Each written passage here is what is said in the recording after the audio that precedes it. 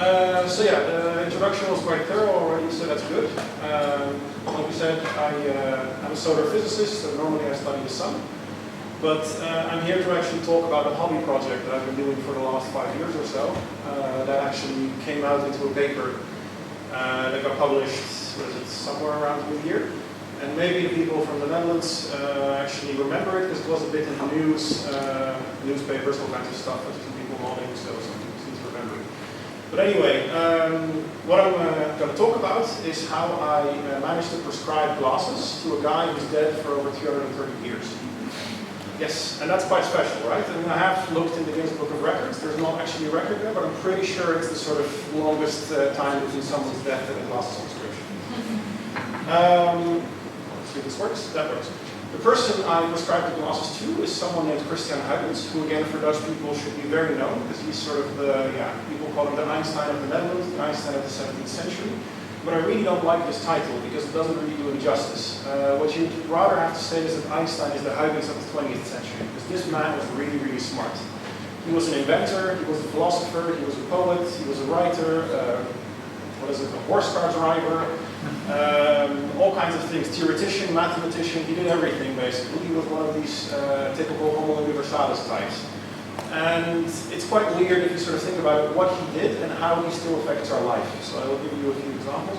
Also, yeah, he was born in The Hague. He actually studied in Leiden. He did medicine and math here, not astronomy or anything like that. So that was quite fun because he did a lot of that.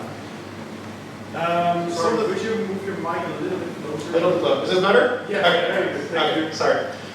So some of the things that he invented, I mean, the thing he's best known for is timekeeping. So before Huygens, timekeeping was something sort of pseudo-random. Like people used the sun and sort of when like the sun is up, it's noon, the sun is going down, it's dark, let's go home. This is kind of how it worked. You had church clocks, but those were not accurate at all. And he actually first invented the pendulum clock. So that's the old one with the pendulum that goes back and forth. And it may not sound that impressive, but this was a massive, massive increase in precision back then. People could finally measure time within minutes and time intervals. Minutes didn't even exist before that, so that's already quite impressive.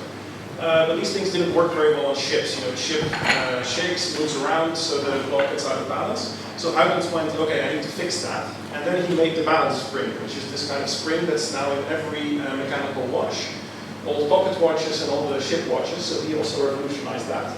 And as you can see, this little element here in the watches is still being used. So this is actually something that Huygens invented in 16-something that we're still doing right now. Another thing that he got that was quite cool is the magic lantern, as they called it. This is a sort of old cinema projector, so you put pictures into this thing and project them big on the wall. So the beamer is in a way also a sort of derivative of Huygens' invention. He also had a suspension of cars, because like I said, he was a race car driver with horses, and the carts moved too much on the poles, so he actually invented suspension to not get pain in the bum, how we described it in the letters. So that was also very fun. He also is the guy who first came with the idea that light is a wave. So that's the theoretical part of that. And he was half right, because it's also particle, so he's getting there. The thing that we're talking about, if we zoom in, is telescopes. So he was also a very avid astronomer and really liked looking at the sky. And he invented this special type of telescope called the aerial telescope. And that's basically a telescope that doesn't have a tube. And it's quite weird if you look at it, because what he had is he had a lens, then just a long rope, and then an eyepiece. And there's no tube in between. You sort of use the rope to align the telescope. And the reason he did this is because lenses back then were not sort of, the quality of them depended on how long the focal length was, not on how big they were, unlike now. So Bernard will tell you that telescopes are better if they're bigger. In Huygens' time, they were better if they were longer. And a very long telescope, like you can see over here, could be around 50 meters long. So that was crazy, crazy long. If you have a tube, it'll just bend, it won't work. So he revolutionized astronomy in that way. The lenses he also made himself together with his brother, so he would polish them, he would make them from glass and everything, handmade, and they were the best in the world for a long time. So that was actually quite special. Here you see some of his drawings. Oh, by the way, this telescope. This thing is, you can actually visit in Leiden. It's one of the 2 replicas in the world, so it's very special. You can see it in the observatory, so that's quite cool. The lenses are in Museum Burcht, so also go see those. And these notes that are all kept from him are in the UB in Leiden, so in the university library. So they kept all of his writings, basically all of his scraps, everything that's there. And it's quite fun to go through them because you see all these things where he observed planets. So this is Saturn that he looked at, here's Jupiter. Here you can see how he was sort of looking at Jupiter with ever improving telescopes. And he was actually the guy who came up with the fact that Saturn has rings around it. Because before him they weren't sure what was going on. Here's some very old pictures of what they saw. And they thought that the planet had sort of ears, or two moons next to it. They had no idea what was going on. And as his telescopes got better, you can see that he sort of improved, until at some point he realized, damn, it's a disk. And then, you know, everything became clear, and he actually said, okay, it's a disk. And this is how he has it, and this is how we see it right now. But if you look at this image, and you've seen Saturn before in a Hubble picture or something else, you see that something is missing. I don't know if anybody knows or wants to say it. It's missing? Oh, okay, I don't hear it, but it's the little gap in between the rings. And this little gap is not called the Huygens gap, it's called the Cassini division. And that's because Mr. Cassini discovered it. When did Mr. Cassini discover it? In 1676, which is 21 years after Huygens came up with the fact that the rings were rings. So very, very much later after Huygens. So Huygens was looking at these things for 20 years, and for some reason, he never came up with the fact that there were gaps here, and some guy in France had to actually find it and spook him. Afterwards, Huygens could see them, and he said, okay, I believe it, I agree with it, but he never quite, you know, saw them themselves and drew them himself. The question that, you know, I had when I was doing this was why? Why did he not see these rings? I think normal people would stop at this point and go like, well, that's weird, and move on with their lives. I decided to obsess over this and sort of make it my main hobby. So first is what I did, I started looking at the lenses. The Burcht Museum has a lot of the lenses, like I said, but they're all behind glass, you can't really touch them, you know, people get angry if you do that. But if you go to the Royal Society in London, you can actually ask for the lenses, you get to play with them. So you actually get to hold them, you can look at them, you can wave them, you can make pictures, it's very fun, I can recommend that. And it's also the biggest lenses that he ever made, so these are some of the best quality ones. And it's quite interesting because if you all know Vincent Icke, he always says that the quality of the lenses were quite bad. He compares them to the bottom of a peanut butter jar, like the optics, the really, really bad stuff. And the early ones that he made are kind of bad, but the new ones are really, really good, especially the long focus ones. Like the errors that are there, the aberrations, they sort of average out. It's perfect, the lenses are really good. So, you know, this wasn't it. So I decided, okay, what I'm going to do next? I'm going to simulate the lenses. So I went with a friend, we started simulating everything. All of his telescopes have 5 more of these kind of pictures. And we tried to look at, okay, how good is the quality of the lenses, what can we simulate, what can we do? And you can see that in none of these lenses, or none of these telescopes, you can actually see the gap. You can't see the Cassini division. And again, you wonder why. Because the lenses are good enough. Cassini's telescopes were worse, the lenses were of worse quality. So something weird is going on again.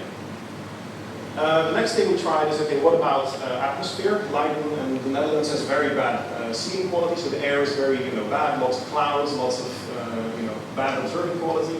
And if you simulate a very, very bad atmosphere, you actually do see this era-like structure that he had in his drawing. So that's cool. You're on the right path, right? You can sort of simulate the stuff that you can see. But if the atmosphere is kind of good, like 1 arc-second seeing you can have once every few months, you can actually see the gap. I mean, I don't know how good it is visible here, but you can see the gap in the rings. So something is still off, you know, like the lenses are good enough, the simulations don't show them, so something is causing this. And then I started thinking, what if it's the design of the lenses? What if it's the design of the telescopes? Luckily, Huygens, you know, everything is kept. So there's this very nice table that he handwrote on how to design telescopes. You can still find it in the UB, so it's really, really cool to see that. It was handwriting in Latin, so you can translate a bit, but you can do it. He says here for the length of a telescope in Rhenish rods, it's a Leiden unit. It's like an inch, comparable to an inch. This is the length of the telescope, this is the opening of the lens, this is the length of the eyepiece, and this is the magnification. So if you want a telescope that magnifies 100 times, you look it up in the table and you build it according to these parameters. Cool. If you look at his writings, he also sort of has equations for these kind of things. Equations at the time of Huygens didn't mean like the ones that we see now in math class, but they're really written in words, which is horrible. I mean, try translating this, I mean, if you unpack it, it becomes that. So, I mean, we really did improve math. Understanding the math. I can explain it later if people have questions, but with respect to time, I'm going to go on. Oh yeah, one more fun fact. These things, after looking through a lot of notes, it's basically based on empirical evidence. So what he did is he took some lenses, he moved them along until they sort of were good, and he said, this is perfect. This is the best the telescope can ever be. And then he made the rules, and he sort of made all other telescopes based on that. So it's really based on his idea of how a good telescope is. Now, the next thing that I did is decided, okay, we know modern optics, which is what Barrett's going to talk about. We know the limitations of lenses and mirrors and everything else just by physics, by using the equations. And we can calculate the perfect telescope. In modern times, it's this guy over here, the ELT, which has a 39-meter mirror, and the focal length is something around, what is it, 100 meters? Barrett probably knows. Focal length of the ELT? It's an F-17B. Fair enough. Okay, so homework question for the reader. If you use Huygens' equations for the same mirror diameter, it would be a 2,500 kilometer telescope. Yeah, so it would be from here until Italy, somewhere in Rome, I think. That's how long the telescope would be. So not very practical. I'm not going to explain these plots, but basically what you have to see is the black is the current physics, and green is sort of the physics, how Huygens imagined them. And for most cases, his stuff is way worse than current physics, right? Except for the ones that have to do with magnification, where he over-magnifies his images a lot. So this is something odd. You go like, okay, why does he magnify so much? That's a bit weird. He magnifies more than is physically possible. And you can probably imagine that because your phone can also do that. You have these digital zooms on the phone.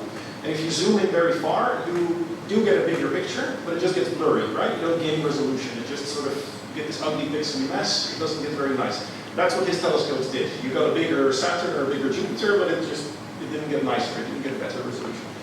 So I was wondering why, because this guy tries to make the best telescope. He tries to do cutting-edge science. He's making his own lenses. Also, he could easily get smaller magnification, but by changing the eyepiece, by making it a bit shorter. So it was all within his capability to change it, but he didn't for some reason, and that's very weird, right? Because if you want to make the best telescope, why limit yourself to something like this? And I stewed on this for quite a long time. I think I just had it at some point. This is kind of why I stopped for a while. I'm like, okay, I guess this is it.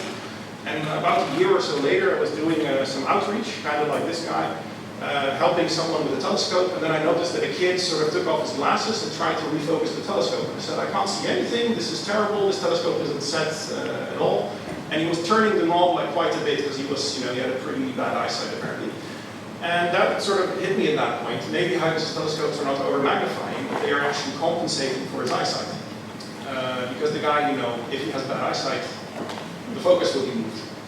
And if the telescope is 60 meters, then a little bit of focus move can already be half a meter, instead of a little screw like it is with modern telescopes. So this is where I jumped again onto the physical equations, and I sort of built in a new parameter into the equations of eyesight. And I said, what if the entire discrepancy between these two equations is basically his eyesight? What if that's the only thing that's doing it? So we get sort of worst case scenario for his eyes. And what I got is roughly a prescription of -1.5, which is a very, very reasonable number, I would say. And probably people here have similar numbers to that, right? People with glasses? I see someone nodding. Yeah. And I mean, you can live quite normally without glasses, right? It's not that bad, I would say. So just for the people who don't have -1.5, sorry, keep clicking there. Click.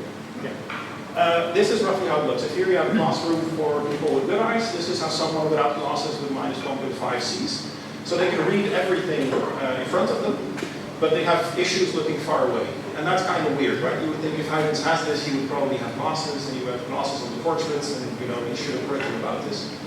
But if you think about life in the 17th century, I mean, you're a very rich guy. You sit probably in your salon, you're reading your own books, the tutors are all next to you. If you're on the street, there's no signs to read, there's no stoplights in the car, because there are no cars. The life is very, very different. The only place where this would maybe play a role would be in the theater, if he's looking at some movie or some play or something like that. The other thing is his dad had a very strong myopia, so very strong nearsightedness, and he hated it. He refused to wear glasses. He was very sort of self-conscious of them. He even wrote poems about how much he hates glasses, so that's also quite interesting. So some of this might have sort of rubbed off on Huygens, like I'm not going to wear glasses, I'm not going to be a nerd. Even though he was quite a nerd, as you can see. So yeah, in the end, I think this is quite plausible, and I wrote it up into a paper, sent it to the Royal Society Journal for History of Science, and they published it. They said, oh, that's really weird, but kind of cool. And then, for some reason, it sort of blew up. So it came to some newspapers, it was in some news sites, this kind of stuff. So that was really cool, sort of my moment of fame. And then I got invited here, so it's really great. So that's the story of sort of how I got there. And then I have basically some of the conclusions. The first one is, silly questions can lead to really cool discoveries. So that's a take-home message for everyone. Huygens had glasses, prescription of -1.5. And I think the most important one is really think about what you leave behind. Because in 300 years, somebody could read this and be reading weird stuff with your personal data, right? That's the important one. And here I leave you with a nice artist impression of Huygens' glasses. Thank you.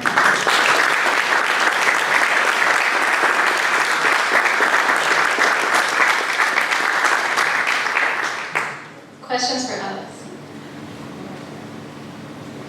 Yeah, I have a question.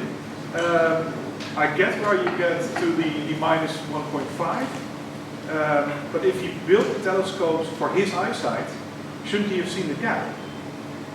Because they were built for his eyes. Yeah, but because they over-magnify, they sort of don't do it as well. So they're suboptimally built. So his telescope would function like a much smaller telescope of the same type. Oh, just because he has it out of... Because it's because you over-magnify, so imagine you're building a 10 centimeter telescope. It's like you build a 5 centimeter telescope that magnifies the same way as a 10 centimeter telescope would. So you get a lower resolution, but you blow up the image. And the telescope that he had were just not big enough. And at some point he did see it, so I guess the later models were good enough. But for the time that he did it in, 1850 something, he just didn't see it back then. His telescopes also got much longer and longer over the course of his life. I think the first one was like 5 meters and the last one was 60 something. So they did improve over time. Other questions?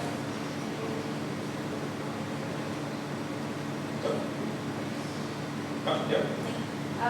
Is there anything known about basically fantasies about how long of a telescope to be built? Like they put something on the moon.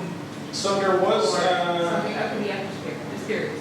There was this French guy in his time. I forgot his name. It'll probably come to me afterwards. But he wanted to build a 1,000-foot telescope, which is like what? 300 meters. 300 meters. Yeah. And with that, he said we will be finally able to see animals on the moon. Yeah, the thing is, if you calculate the maximum resolution that could reach, it would still be like 10 kilometers, so you would not see animals. Right. Unfortunately. Yeah, the ideas were there. The ELT of the time was being considered. Yeah. Okay. Anyone else? Can I ask you something? Along the same first question, do you think his eyesight was maybe even worse, but he compensated a bit for it? Yeah, that's possible. So I mean, this is a sort of worst case scenario if I say the image is perfect after the compensation, and the lenses are perfect and everything else is perfect. So it could be that it was less, and it could be that it was more. But this is sort of based on the arbitrary rule that he made. He said basically, these lenses are perfect now. And, I assume if it could be better, he would do it better. So probably he had this 1.5 or less, I would say. Did he try to simulate it by putting on a +1.5 lens yourself and see? I mean, I did sort of play with focus a bit. So I did go to some telescopes and sort of defocus it. I didn't do it as accurately as I got glasses, because that's then you have to buy the lenses and all this kind of stuff. +1.5. Yeah, you can get someone else's. Yeah, no, I same eyesight.